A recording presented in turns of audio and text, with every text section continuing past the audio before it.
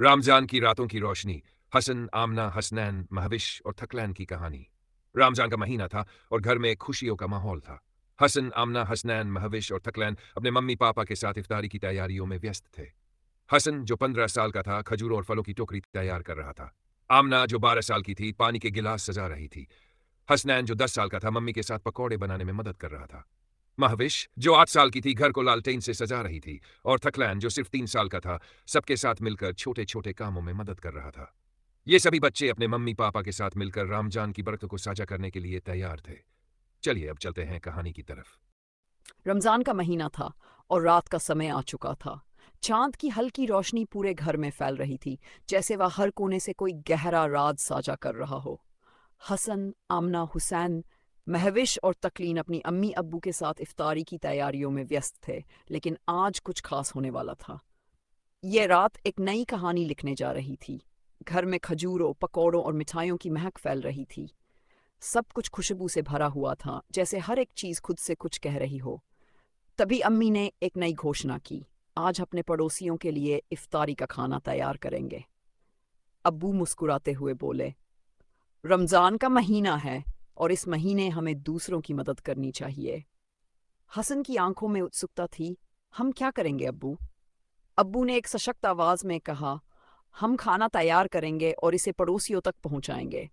आमना ने तुरंत कहा, मैं खजूरों और फलों की टोकरियां तैयार करूंगी। हुसैन ने जोश में आकर कहा, मैं पकौड़े बनाने में अम्मी की मदद करूंगा। महविश ने जोश से कहा, मैं घर को सजाऊंगी, ये रात विशेष होगी।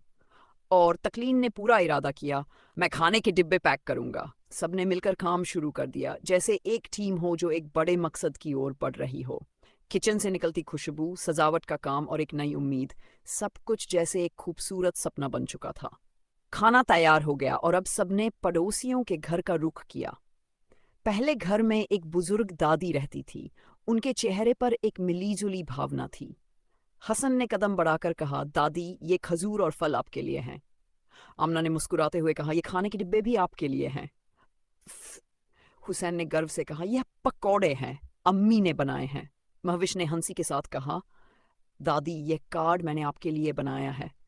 और तकलीन ने धीरे से कहा, और मैंने आपके लिए दुआ की है। दादी की आंखों में आंसू थे। उन्होंने कहा, अल्लाह तुम सबको हमेशा खुश रखे।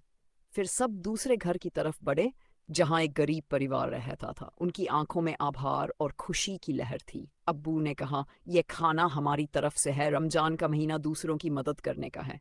हसन ने पूरी उम्मीद से कहा, हम हर साल ऐसा करेंगे। आमना ने दिल से कहा, हमें सबकी मदद करनी चाहिए। घर लौटने के बाद सबने इफ्तारी की नए जोश के साथ मस्जिद की ओर ट्रावी की नमाज पढ़ने के लिए बढ़े। ये रात एक अनमोल याद बन गई थी, जो सिर्फ इफ्तारी नहीं बल्कि इंसानियत की सेवा का भी संदेश देती थी।